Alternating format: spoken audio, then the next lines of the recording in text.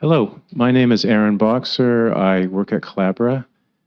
Today I'm going to talk about GStreamer and the future of air-ground communication.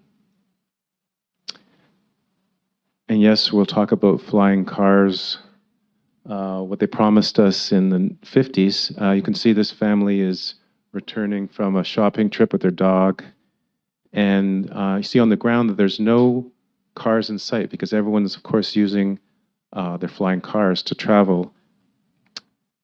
Unfortunately, the reality is a little different today. So this is Seoul, Korea.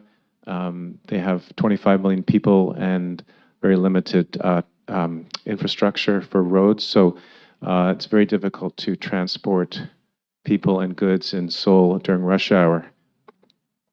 So the Korean government is looking for a solution, and that solution is called Urban Air Mobility, UAM. This type of drone is what will be deployed next year. And I'll give you an overview of UAM. Of course, it's takes place in a highly congested environment, and so they use electric planes to reduce pollution. They're vertical takeoff and landing, so they can operate in a very constrained environment.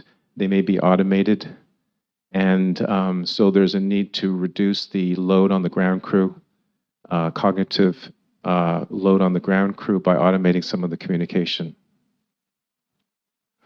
We worked with SK Telecom, that's the second largest corporation in Korea, and they're positioning themselves as a global AI company.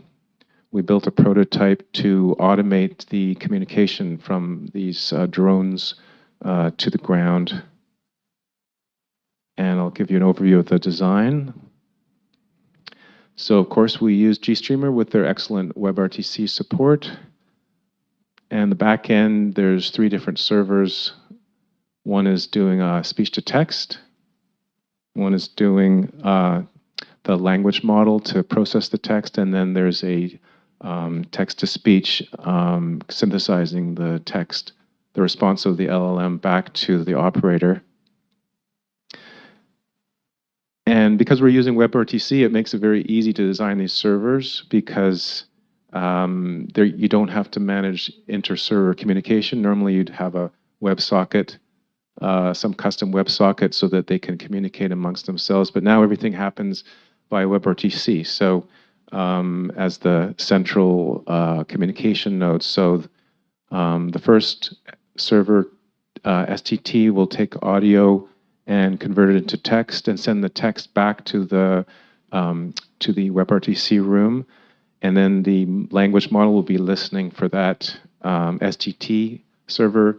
It will receive the text, generate an answer, a response, and then the TTS is listening for the LLM through the room, and it just reads that text and synthesizes the text back into speech and sends it back into the room. So it's all done quite easily. You just have to worry about each server node and doing what they need to do. A little more detail on the server side, it's all Python. We chose LiveKit as the SFU because we needed support for different clients like Swift on the iPhone or Python. They also recently received $20 million funding, so they're not going away anytime soon, and they're doing a lot of development on the WebRTC side, so we chose them. And of course, because we have very good source and sync in GStreamer for LiveKit.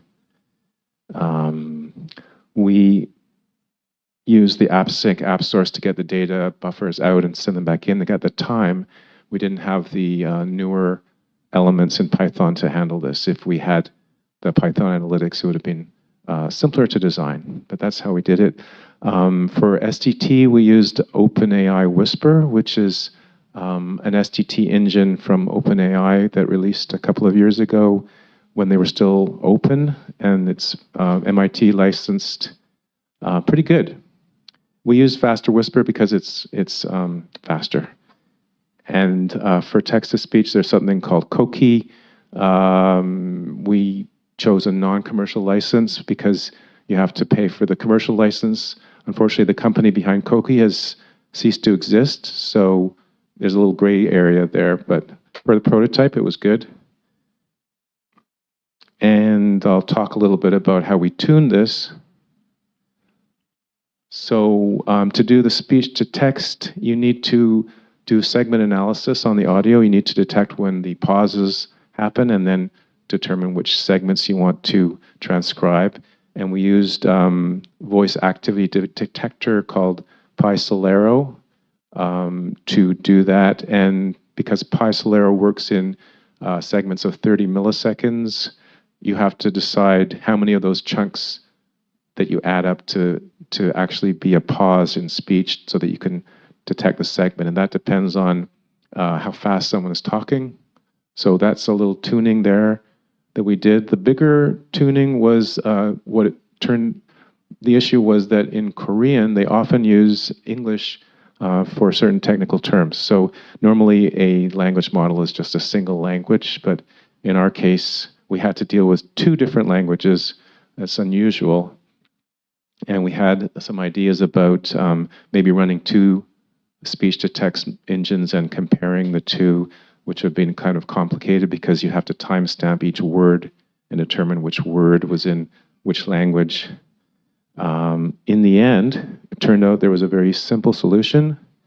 There's something called the initial prompt, like the system prompt for ChatGPT, where you give more context to the engine for certain words. And since, in our case, the vocabulary was quite limited, we could just pass in a list of English words to the whisper speech, and it would identify those words with the Korean accent in the original audio, and then convert those into English, and it worked quite well.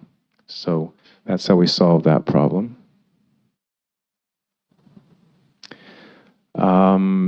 Actually, in this prototype, we didn't have a language model. That was it was out of scope. So we just had audio coming in, converted to text, and then that same text being converted back to audio. But in the future, we hope to add an LLM into the mix, so we actually get a response from the ground. There's also latency issues because we're analyzing things one segment at a time, so there's a delay between when you pass in the phrase and when you get the response. You can do something called streaming, where you you transcribe the words as they come in, and that's something that we do in Whisper Live, which is another Collabora project, open source project to do low latency communication, like with a chatbot. So we may implement some techniques from Whisper Live into the next phase. Also, Koki, of course, is abandoned, so we may switch it to something called Whisper Speech, which is also a Collabora project to do text-to-speech. And finally, because there's now Python elements that do STT, TTS, we can take all the three servers and replace them with a single server that just a single GStreamer pipeline instead of the three. Open sourcing is in progress. We have permission to share the source. If you check, we're going to be posting a blog about it. So if you check back, the source will become available. And I just want to thank my colleagues at Collabora for all their support. Olivier, Daniel, Marcus, Vineet, and Jordan. And finally, thank you to Justin Kim at SKT for sponsoring the project. And thank you very much.